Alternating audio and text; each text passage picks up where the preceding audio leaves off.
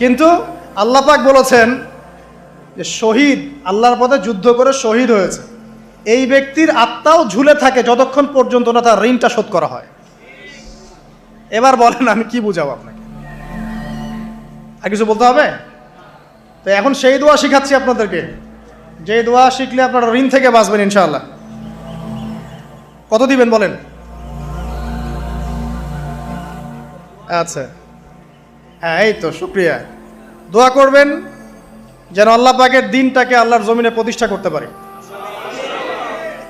আমার সাথে বলেন, দোয়াটা হচ্ছে আল্লাহুম্মা ইকফিনি বিহালালিকা আন হারামিকা ওয়া আগনিনি বিফদলিকা আম্মান সিওয়াকা। এই দোয়াটা ছোট না, এটা মুখস্থ করবেন, সেজদায় পড়বেন, নামাজে